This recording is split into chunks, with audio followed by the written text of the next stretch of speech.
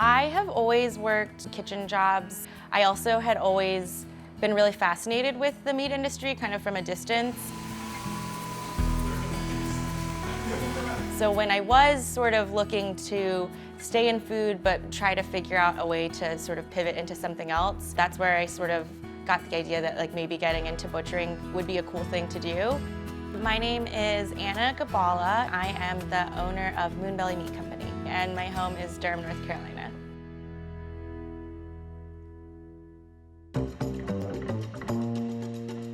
I've got these little petite hams that I netted and tied up, and now I'm just throwing them onto racks, and they're gonna go into the smoker, and then they'll become ham.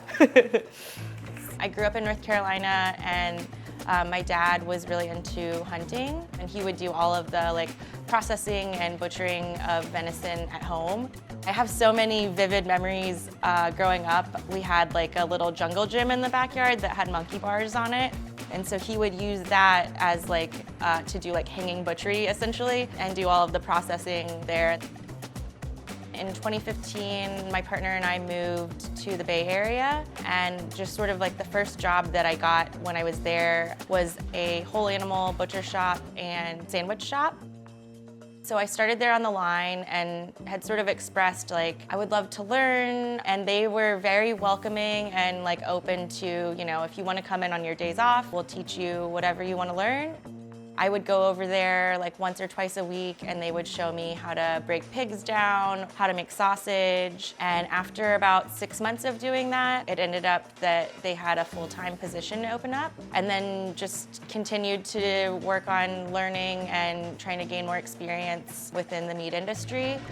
I think I always sort of had in the back of my mind that it would be really cool to do something similar to that in Durham. I just felt networking-wise, I knew the most people, and it didn't seem like there was really something like that happening in Durham. I also felt from afar, I kept seeing Durham pop up on all of these foodie town or lists of places that you didn't know have really great food scenes. I think with all of those different components combined, it just felt like a good fit to do this here. There's so many opportunities to get really creative with flavor profiles and just different spices and ingredients that you're using, that was part of wanting to do my own thing. So I think that's kind of what got the wheels turning of but there's so many other cool things that we could be doing, and if I really want to do those, I think I just have to do it on my own. So yeah, that was sort of the idea behind the concept. The thing that I always find really cool about butchery is that essentially, all of these different animals are the same, just on a different size scale. So, a lamb chop is, a pork chop is a ribeye, and that also applies to intestinal lining.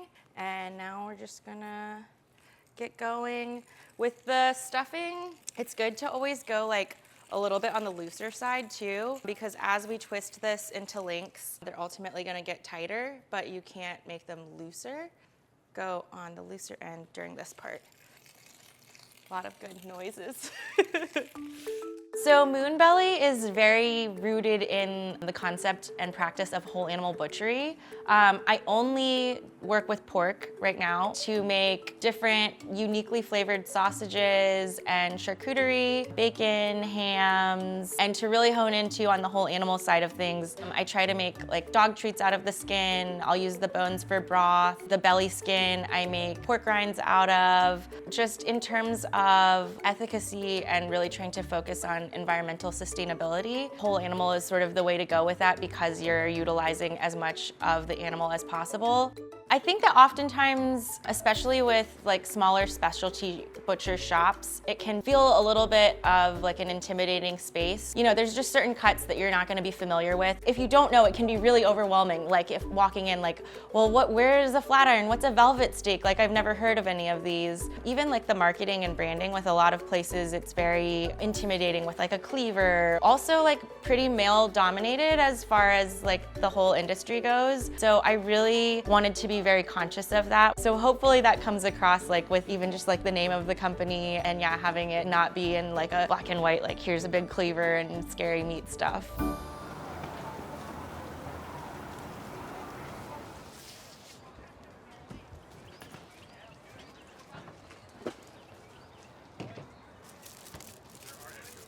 I'm probably gonna run out of bags today. Oopsie. Yeah, I'm really curious to see how busy it is today, just since it's supposed to be so nice out. People are waiting. Have you all been getting meat from her for a while? I specifically buy the pork rinds. They are delicious. And normally, if we go the other route, we miss out on the pork rinds. So this is our first stop.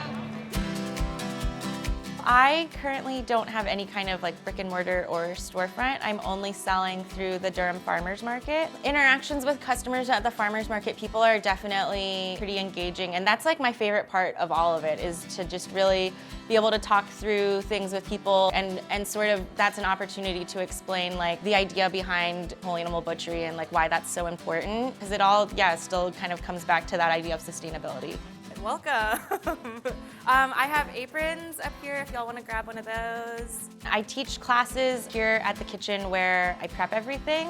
Right now I just do like a sausage making class. Basically, I'll try and coordinate knowing that I have a class on a week that I'm also getting a pig delivery. Typically the classes are like 6 to 8 people, and I really try to make it like as hands-on as possible. So we as a class will break down that shoulder pretty much from start to finish. Like when people come in, it's skin on, bone in. We fabricate it together, cut all of the trim together, grind everything, and then I'll have like a little spice kit meased out that we mix up together, and everyone gets a chance to get in on like the stuffing and twisting, and they get to take home a couple pounds of like the fresh sausage that we make in the class. That's part of like what's most gratifying about this work, is like receiving that feedback in real time of having people say like, we made your Korean barbecue sausage last week and it was like my family's favorite thing that we ate all week. Anything like that is just, all of the positive feedback just feels really good and kind of keeps things going. I feel like when you get in a rut of like, why am I doing this? It feels good to hear